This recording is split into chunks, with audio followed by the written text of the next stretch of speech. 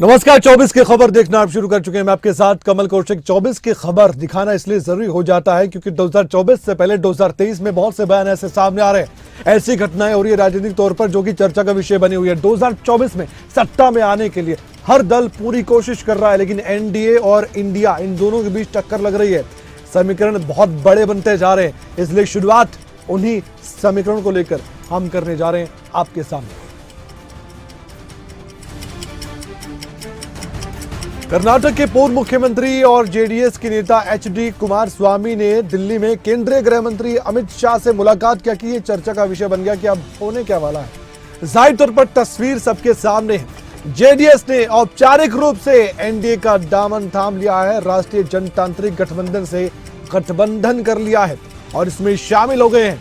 कर्नाटक में ये समीकरण बहुत बड़ा है और कांग्रेस पार्टी समेत इंडिया गठबंधन को टक्कर देने के लिए एक बड़ी कोशिश की गई है। क्या कहा गया, सीधे सुनते हैं। जेडीएस हैव ज्वाइन, जो एनडीए अलायंस के लिए ज्वाइन हुआ है। ऑनरेबल प्राइम मिनिस्टर का जो विजन है विकसित भारत 2047, इनके तहत पूरे देश में जिस तरह से विकास हो रहा है, आगे आने वाले 2024 में जो लोकसभा का इलेक्शंस है वही फिर से एक बार मोदी जी का सरकार ही आने वाला है और निश्चित रूप से एनडीए स्ट्रांग कर एनडीए मजबूती की ओर आगे बढ़ रहा है, लेकिन प्रधानमंत्री नरेंद्र मोदी की बहुत बड़ी परीक्षा 2024 में होने वाली है। आधी आबादी पर सबकी नजर टिकी हुई है। जी हां, हम बात करें महिला वर्ग की। अब ये जो महिला आरक्षण बिल सबके सामने आ गया है, इतिहास बनते हमने देखा, आपने देखा, इसका फायदा 2024 में हो सकता है क्या? जश्न मनाया जा रहा है, लेकिन ये जश्न 2024 में काम आएगा। प्रधानमंत्री ने बहुत बड़ी बड़ी बातें कही। मैं आज देश की हर माता को, हर बहन को, हर बेटी को बहुत बहुत बधाई देता हूं।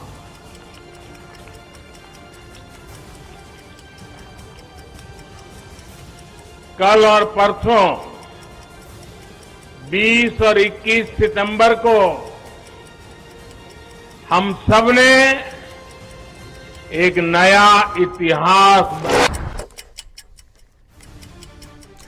प्रधानमंत्री नरेंद्र मोदी ने अपने संबोधन में कई बड़ी बातें कही हैं। महिलाओं ने सम्मान किया उनका और वो अपने आप में गौरवान्वित महसूस कर रहे थे, लेकिन पिछली सरकारों को उन्होंने जमकर कोसा। उन्होंने ये भी कहा कि जब नीयत पवित्र होती है तो बेशक कितनी मर्जी बाधाएं आ जाए फिर भी कोई रुकता नहीं है। और ये जो महिला आरक्षण बिल है, इसको लेकर भी यही कहा जा रहा है। हमने उसे पूरा कर दिया है।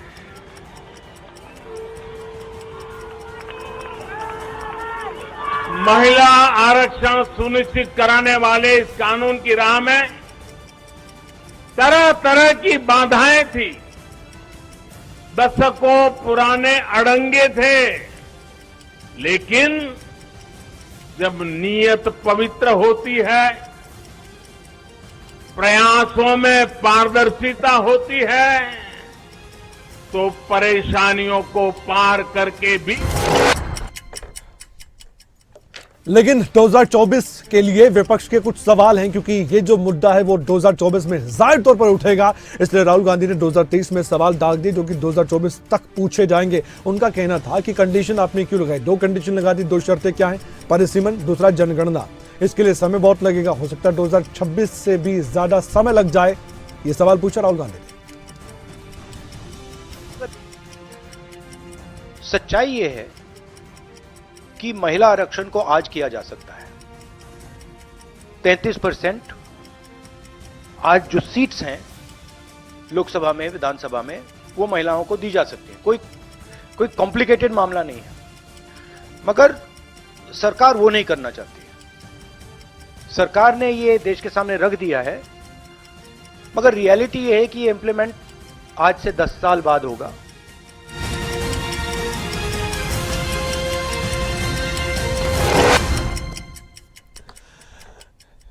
एनडीए सरकार इस वक्त महिला आरक्षण बिल को लेकर लगातार प्रचार कर रही है। 2024 में यह मुद्दा, मैं फिर कह रहा हूं कि बड़ा बनने वाला है, इसलिए 24 की खबर में इसे तवज्जो देना बहुत जरूरी है। जेपी नड्डा भी प्रधानमंत्री नरेंद्र मोदी की सरकार की तारीफ करते करते थक नहीं रहे। उन्होंने कहा कि हम सबके सामने ये इतिहास बन चुका है, और वो जानते हैं कि इतिहास के पन्नों में दर्ज हो चुका है कि किस सरकार ने ये बड़ा कदम उठाया था। ये इतिहास के पन्नों में दर्ज होकर भविष्य में भी पढ़ाया जाएगा। सबके लिए बहुत ही ऐतिहासिक घड़ी है, जो इतिहास में आगे चल करके दर्ज होगी और लंबे समय तक याद किया जाएगा। ऐसे घड़ी का, ऐसे क्षण का हम उसके चश्मदीद गवाह हो, ये हम सबका सौभाग्य है। ये ऐतिहासिक घड़ी, ये भावनाओं से भरी हुई घड़ी, ये भावुक। लेकिन हम फिर कह रहे हैं कि विपक्ष को यह सब कुछ रास नहीं आ रहा। केसी वेणुगोपाल कांग्रेस के वरिष्ठ नेताओं में शामिल हैं, उनका भी वही कहना था जो राहुल गांधी का कहना है। इसी ट्रैक पर लगातार कांग्रेस पार्टी चल रही है। ये बता रहे हैं कि वो ओबीसी के लिए लगातार मांग उठा रहे थे। उनका कहना था कि ओबीसी महिलाओं को तवज्जो मिलनी चाहिए, आरक्षण में आरक्षण मिलना चाहिए। महिलाओं के लिए रिजर्वेशन है, लेकिन इस रिजर्वेशन में ओबीसी के लिए रिजर्वेशन होना चाहिए। एक कंडीशन, एक डिमांड तो ये थी। दूसरा ये था कि ये जल्द से जल्द अभी लागू होना चाहिए ताकि 2024 में लागू होकर महिलाओं को जरूर ये मौका दिया जाए कि वो संसद में ज्यादा से ज्यादा संख्या में आकर नीति निर्धारण करने में अपनी भागीदारी को सुनिश्चित करें। लेकिन उनका कहना था कि दोनों ही अस्वीकार कर दिया। So actually that we are for it from the beginning itself. So we are happy that the government resolution bill is passed. But we put two major amendments. One is to include OBC reservation also in these things, which government denied. And number two,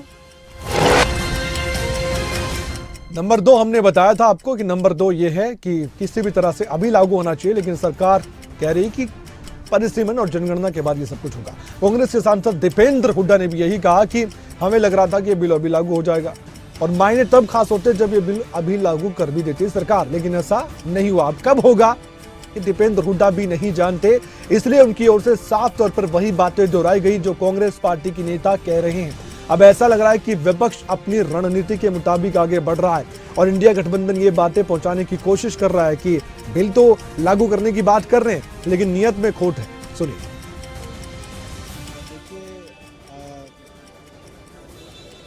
इस bill का मायने तब होता जो इसी चुनाव में लागू हो रहा होता। अब तो सेंसस के बाद, डिलिमिटेशन के बाद कब लागू होगा कुछ नहीं पता। और इसके साथ साथ ओबीसी समाज की मांग थी, उस पर सरकार ने नहीं कहा महिला सशक्तिकरण हो, लेकिन हम चाहते हैं इसी चुनाव में। लेकिन 2024 में क्या तकदीर और तस्वीर दोनों बदल देगा बीजेपी की, एनडीए की? सवाल बड़ा है क्योंकि इस समय बीजेपी के नेता बहुत ज्यादा उत्साहित है। सुशील कुमार मोदी की बात करें तो उनकी ओर से भी इसे ऐतिहासिक बताया गया और उन्होंने तो ये तक कह दिया कि देश की तकदीर और तस्वीर दोनों बदलकर ये बिल रख देगा आने वाले वक्त में। क्या बीजेपी को इसका चुनाव में फायदा होगा? जवाब सुनिए। ऐतिहासिक क्षण है और सभी सदस्यों ने हर क्षण के इतिहास का अनुभव किया है कि किस तरह से समाज बदलने जा रहा है, संसद का चेहरा बदलने जा रहा है। तो हम लोग गौरवशाली हैं कि हम लोग इस ऐतिहासिक क्षण में रहने का मौका मिला और उस बिल को पास करने का मौका मिला जो इस देश की तस्वीर को बदल देगा, संसद की तस्वीर को बदल देगा। संसद की तस्वीर को बदलने की बात कही जा रही है, लेकिन विपक्ष जरूर सवाल उठा रहा है। अब सुशील कुमार मोदी को लगता है कि उनकी नैया पार हो जाएगी 2024 में, लेकिन क्या ऐसा होगा? सवाल है। विपक्ष की बात कर रहे हैं तो एक के बाद एक सवाल भी, जवाब भी, वार भी, पलटवार भी। शिवसेना की तरफ से यूबीटी की हम बात करें, 2 धड़ों में बटी है शिवसेना, याद रखिएगा। सांसद प्रियंका चतुर्वेदी ने कहा है कि ये महिलाओं को समझना चाहिए और ये जो अधिनियम है ये अभी लागू नहीं हो रहा है, ये समझाने का बार बार प्रयास किया जा रहा है। और ये भी कहा गया कि ये सब कुछ महिलाओं के साथ विश्वासघात करने की बातें की जा रही है, वो भी सरकार की तरफ से। सुनिए। 2010 में कोई बिल आया, उस बिल को राज्यसभा ने पास किया। अगर कहीं उसमें लगता कि अमेंडमेंट की जरूरत है वो अमेंडमेंट हो सकता था, पर ये सच्चाई है कि लोकसभा में नहीं पास हो पाया क्योंकि कंसेंसस नहीं बन पाया। आज जब आपके पास ये सुनहरा मौका था जहां पे आप हर जो भी हम लोग बात कर रहे हैं विमेन रिजर्वेशन को लेकर, जहां जहां हमें कमियां दिखी हैं कि पार्टिसिपेशन में, कि हम लोग जो पिछड़े वर्ग हैं उनको आगे किस तरीके से एक समानता लाएं, वो आप डाल सकते थे। पर क्योंकि ये कॉन्स्टिट्यूशनली मैंडेटेड नहीं है, इसलिए उन्होंने इसका आड़ लेकर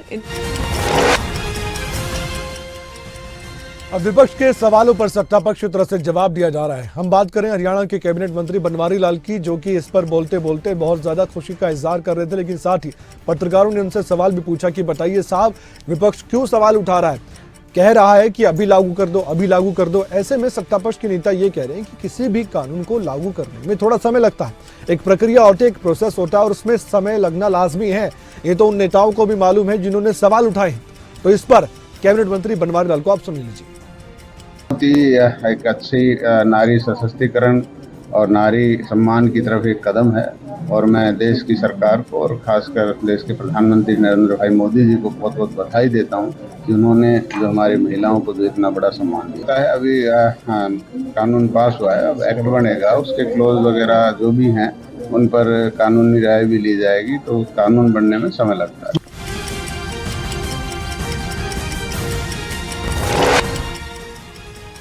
समय जरूर लगता है, लेकिन विपक्ष को सब्र नहीं हो रहा है। संजय सिंह तो बार बार खुलकर सरकार का विरोध करते हैं किसी न किसी मुद्दे पर, और महिला आरक्षण बिल की बात आई तो रोजाना कोई न कोई बयान देते हैं। आम आदमी पार्टी के सांसद संजय सिंह ने इस बार कहा है कि ये महिला बेवकूफ बनाओ बिल है, महिला आरक्षण बिल नहीं है। हम ऐसा इसलिए कह रहे हैं क्योंकि 2026 तक कोई परिसीमन या फिर जनगणना नहीं होने वाली। के साथ बहुत बड़ा धोखा किया है और महिला आरक्षण बिल जो पिछले 25-30 साल से इस देश की महिलाएं इंतजार कर रही थी कि संसद और विधानसभाओं में आरक्षण मिलेगा, उस सपने पर पानी फेरने का काम नरेंद्र मोदी जी ने किया है। यह बिल लागू होगा ही नहीं। 15 साल, 20 साल, 25 साल कब लागू होगा इसकी कोई लिमिट नहीं है, और लागू होगा भी कि नहीं लागू होगा इस पर एक अंधकार के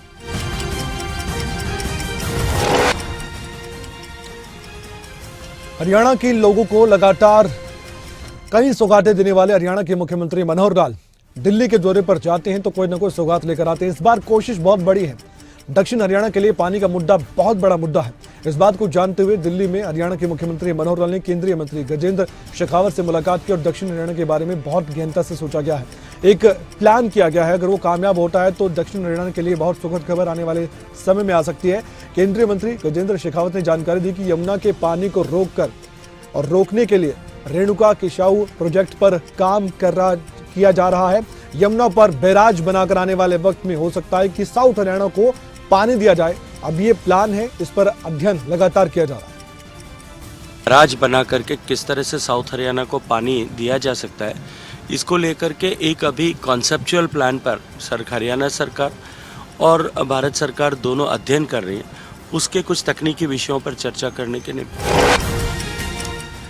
आने वाले वक्त में 2024 में हरियाणा को और भी सौगातें मिल सकती है, और इसकी शुरुआत वैसे तो बहुत पहले से हो गई थी, लेकिन साल 2023 में एक बड़ा एक्शन प्लान है और ब्लूप्रिंट तैयार होकर सबके सामने है। गुरुग्राम पहुंचे हरियाणा के मुख्यमंत्री मनोहर लाल। फ्लिपकार्ट का क्षेत्रीय वितरण केंद्र, जिसका भूमि पूजन आज किया जा चुका है, इस कार्यक्रम में मुख्यमंत्री पहुंचे तो उन्होंने कहा कि हरियाणा में बढ़ता इंफ्रास्ट्रक्चर हरियाणा में निवेश का बड़ा कारण है। कि 2 साल में पूरा ये जो प्रोजेक्ट है ये कंप्लीट हो जाएगा और हमारा डिलीवरी सिस्टम वो चालू हो जाएगा। एक बहुत अच्छा साइज का, जिसको कहना चाहिए, जैसा बताया कि एशिया का सबसे बड़ा एक ऐसा ही सप्लाई चेन का हमारे यह बनेगा। 140 एकड़ में इसका फैलाव है।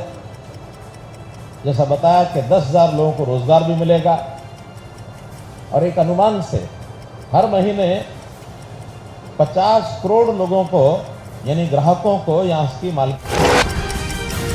रोजगार के अवसर पैदा होंगे, दावा बड़ा किया जा रहा है। और इसी कार्यक्रम में पहुंचे थे हरियाणा के उप मुख्यमंत्री दुष्यंत चौटाला, क्योंकि 2024 के एंगल से इसलिए भी देखा जा रहा है क्योंकि रोजगार एक बड़ा मुद्दा है। इसके जरिए कोशिश की जा रही है कि जल्द से जल्द हरियाणा के युवाओं को ये फायदा भी दिया जा सके। कोई भी प्रोजेक्ट लगे उसमें रोजगार के अवसर पैदा होंगे तो सीधे सीधे हरियाणा के युवाओं को इसलिए फायदा होगा क्योंकि 75% रोजगार हरियाणा के युवाओं को दिलाने का एक बड़ा संकल्प खुद जेजेपी पहले से कर चुकी थी। कॉमन मिनिमम प्रोग्राम जो कि साल 2019 में तैयार किया गया था, साल 2024 में चुनाव होंगे विधानसभा के, तो उसमें यह देखा जाएगा कि कॉमन मिनिमम प्रोग्राम के जरिए कितना रोजगार या कितने वो काम किए गए जो उस कॉमन मिनिमम प्रोग्राम के तहत आते हैं।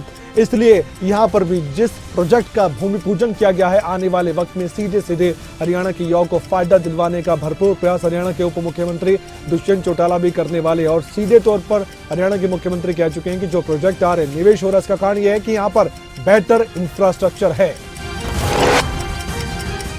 कांग्रेस की गुटबाजी पर हरियाणा के कृषि मंत्री जेपी दलाल ने फिर से बयान दिया और इंडिया गठबंधन पर कटाक्ष किया। कहा कि हरियाणा में इंडिया गठबंधन की बिल्कुल भी चलने वाली नहीं है, यहां पर इनको कुछ भी नहीं मिलने वाला।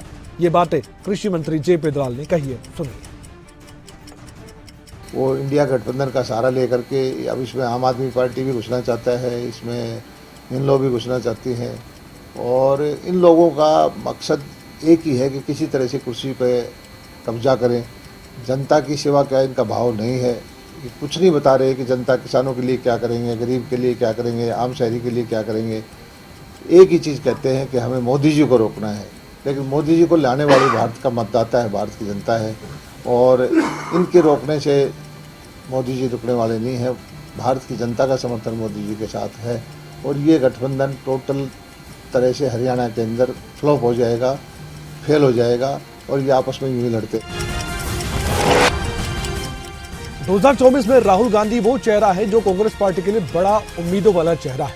2019 में कमाल बेशक नहीं कर पाए राहुल गांधी, लेकिन अब कांग्रेस पार्टी के नेताओं को लगता है कि राहुल गांधी वो चेहरा बन चुके हैं जो पहले कभी नहीं बने। अब ऐसे में ओबीसी का मुद्दा इतना बड़ा मुद्दा बन चुका है कि आने वाले वक्त में वोट बटोरने के लिए हर पार्टी ओबीसी की तरफ बढ़ रही है। ओबीसी के लिए अच्छा करना चाहिए, सबको करना चाहिए तो हम भी मानते हैं, लेकिन उसको वोट बैंक की तरह देखना ये सही है? राजनीति में सब कुछ जायज है। राहुल गांधी को ऐसा लगता है कि जो मौजूदा सरकार है वो ओबीसी की अनदेखी कर रही है। 90 सेक्रेटरी का एक उदाहरण देते हुए उन्होंने कहा कि 90 सचिव हैं, उनमें से 3 सचिव ओबीसी समुदाय से आते हैं। आखिरकार बताएं मोदी कि उन्होंने ओबीसी के लिए क्या किया है, सुनिए। ओबीसी कोटा नहीं दिया कांग्रेस ने, 100% रिग्रेट है, 100% रिग्रेट है। वो उस टाइम कर देना था और इसको हम करके ही छोड़ेंगे। ओबीसी कोटा नहीं दिया कांग्रेस ने, 100% रिग्रेट है, 100% रिग्रेट है। चंडीगढ़ में हरियाणा के आम आदमी पार्टी के वरिष्ठ उपाध्यक्ष अनुराग ढांडा ने प्रेस कॉन्फ्रेंस के माध्यम से सरकार को जमकर घेरा। पानीपत में हुए एक वारदात के बारे में उन्होंने बोलते हुए कहा कि यह सबसे शर्मनाक वारदात है। इस घटना में पहले भी पानीपत जिले में कई आपराधिक घटनाएं सामने आ चुकी हैं और ये आपराधिक घटनाएं बताती हैं कि कानून व्यवस्था की तस्वीर हरियाणा में क्या है। पानीपत के अंदर रात को जिस तरीके की घटना हुई, 3 महिलाओं के साथ सामूहिक बलात्कार और 1 महिला की हत्या, गैंग आता है खुलेआम सारी रात इस तरीके का अत्याचार, इस तरीके का दुष्कर्म, इस तरीके से हत्या करके और उसके बाद गायब हो जाता है और पुलिस को बिल्कुल कोई खबर नहीं है।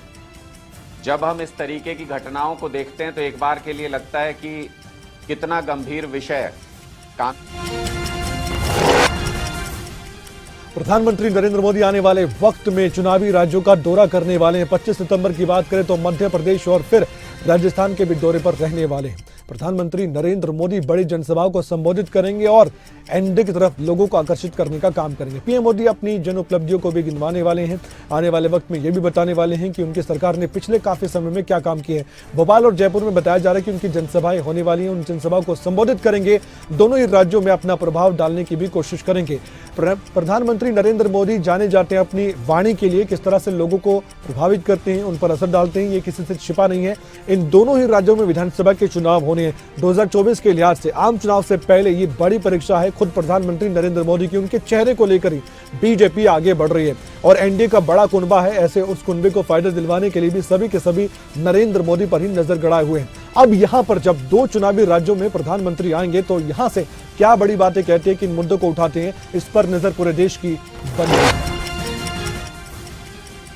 प्रधानमंत्री नरेंद्र मोदी के चुनावी राज्यों के दौरे के बारे में हमने अभी बात की है, लेकिन ये सब कुछ यहाँ पर रुकता नहीं है। यूपी पर भी निगाह टिकी हुई है। वाराणसी के भी दौरे पर रहने वाले हैं। 23 सितंबर की बात करें तो प्रधानमंत्री नरेंद्र मोदी का काशी का दौरा रहने वाला है। पीएम मोदी के काशी दौरे में यहाँ पर कई कार्यक्रम होने वाले हैं और साथ ही एक और कार्यक्रम जुड़ चुका है और वो है संपूर्णानंद संस्कृत विश्वविद्यालय, जहां पर उनको जाना है। प्रधानमंत्री नरेंद्र मोदी यहां पर जाकर एक कार्यक्रम में शिरकत करेंगे।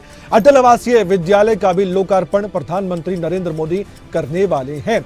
इसके अलावा एक और बड़ा कार्यक्रम है और वो ये है कि अंतर्राष्ट्रीय स्टेडियम की भी आधारशिला रखी जाएगी और उनकी ओर से सचिन तेंदुलकर, कपिल देव और रवि शास्त्री जैसे बड़े खिलाड़ी रहे ये सभी हस्तियां शामिल होगी। 30,000 कैपेसिटी का ये अंतर्राष्ट्रीय स्टेडियम होने वाला है और ये चर्चा का विषय आने वाले वक्त में जरूर बनेगा। उपलब्धियां बहुत गिनवाई जा रही है। उत्तर प्रदेश पर निगाह है। 2024 से देखा जाए तो इतना बड़ा स्टेट, सबसे ज्यादा लोकसभा की सीट काफी अहम है।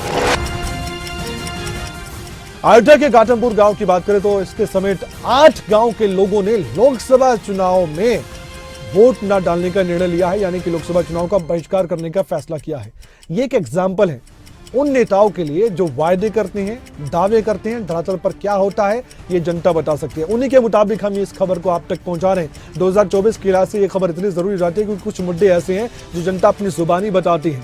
यहाँ पर दर्शन नगर रेलवे क्रॉसिंग का गेट बंद होने के बाद लोगों ने अपनी परेशानी बयां की और ये फैसला लिया कि वोट नहीं डालेंगे। सुनिए। ये गांव घाटमपुर है जहां हम लोग खड़े हैं। रेलवे के रास्ता बंद करने की वजह से हम लोगों को जो है आने जाने में बड़ी दिक्कत है। इसके लिए हम लोग जो है एसडीएम सोहावल के पास गए, जिला अधिकारी के पास गए और विधायक के पास गए, लेकिन कोई सुनवाई न होने पर हम लोग यहाँ पर धरना प्रदर्शन कर रहे हैं। प्रशासन से हमारी विशेष प्रकार की निवेदन है कि वो हम लोगों को आने जाने का रास्ता दें जिससे हम लोगों को समस्या का समाधान हो। राजस्थान का इलेक्शन बहुत दिलचस्प होने वाला है। अभी हमने आपको बताया प्रधानमंत्री नरेंद्र मोदी भी राजस्थान के दौरे पर जाएंगे। जयपुर में जनसभा को संबोधित कर सकते हैं, लेकिन तैयारी कांग्रेस पार्टी की बखूबी है। यहाँ पर राहुल गांधी भी जाकर कांग्रेस पार्टी का प्रचार करते रहेंगे। ये सिलसिला अभी से शुरू हो चुका है। राजस्थान चुनाव को लेकर कांग्रेस एक्शन मोड में नजर आ रही है और ये धरातल पर अब दिखाई देने लगा है। कांग्रेस के राष्ट्रीय अध्यक्ष मल्लिकार्जुन खड़गे के साथ पूर्व अध्यक्ष राहुल गांधी भी नजर आएंगे। शनिवार की बात करें तो जयपुर में प्रदेश कांग्रेस के नए मुख्यालय भवन का शिलान्यास वो करने वाले हैं। जयपुर के मानसरोवर में शिलान्यास करने के बाद खड़गे और राहुल गांधी दोनों ही जनसभा को संबोधित करेंगे। बताया जा रहा है कि कांग्रेस पार्टी ने तैयारी कर ली है कि लगभग 50,000 से ज्यादा कार्यकर्ता यहां पर जुटाए जाएंगे। टारगेट बड़ा रखा गया है ताकि अपना शक्ति प्रदर्शन भी किया जा सके और ये बताया जा सके कि राजस्थान में जो काडर है कांग्रेस पार्टी का वो कितना बड़ा है। मुख्यमंत्री अशोक गहलोत और प्रदेश अध्यक्ष समेत कई बड़े नेता भी यहां पर मौजूद रहने वाले हैं। राजस्थान कांग्रेस के लिए बहुत बड़ी परीक्षा है। मध्य प्रदेश के पूर्व मुख्यमंत्री और प्रदेश कांग्रेस अध्यक्ष कमलनाथ ने मौजूदा सरकार पर एक बार फिर से कटाक्ष किया और यह कह दिया कि प्रदेश में भ्रष्टाचार है, बेरोजगारी है, आदिवासियों के साथ गलत हो रहा है और यहां तक कि महिलाओं पर अत्याचार हो रहा है। ये मुद्दे कमलनाथ उठाते नजर आ रहे हैं। कमलनाथ वो चेहरा है मध्य प्रदेश में कांग्रेस पार्टी का जिसके बिना पर कांग्रेस पार्टी तरक्की की राह पर चलना चाहती है। राजनीतिक तौर पर लक्ष्य बड़ा है, लेकिन ये लक्ष्य हासिल करने के लिए मेहनत बहुत करनी होगी। नाम कमलनाथ है, लेकिन कमल से ही मुकाबला है। देश में आए जो बेरोजगारी में नंबर 1, भ्रष्टाचार में नंबर 1, हमारे आदिवासियों पर अत्याचार पर नंबर 1, हमारे महिलाओं पर अत्याचार में नंबर 1, ये शिवराज सिंह जी ने 18 साल में देश का चेहरा बनाया। ये आज आंकड़े मैं नहीं दे रहा, ये तो केंद्र सरकार के आंकड़े हैं। 24 की खबर में बिहार लिए चलते हैं और क्या पक रहा है वो भी आपको बता देते हैं। दरअसल राहुल गांधी के साथ कुछ ना कुछ पकाने वाले लालू प्रसाद यादव की मुश्किलें क्या बढ़ने वाली है, सवाल बड़ा है क्योंकि लैंड फॉर जॉब स्कैम मामले में सीबीआई की ओर से अब दाखिल चार्जशीट पर दिल्ली की राउज एवेन्यू कोर्ट ने संज्ञान ले लिया है। राउज एवेन्यू कोर्ट ने बिहार के पूर्व मुख्यमंत्री लालू प्रसाद यादव को समन जारी कर दिया है। जानकारी ये भी मिली है कि अदालत ने सभी आरोपियों को 4 अक्टूबर को अदालत में पेश होने को लेकर भी आदेश जारी किया है। राउज एवेन्यू कोर्ट की स्पेशल सीबीआई जज ने अपनी ओर से ये टिप्पणी भी की है और इस मामले की सुनवाई के लिए बताया भी है।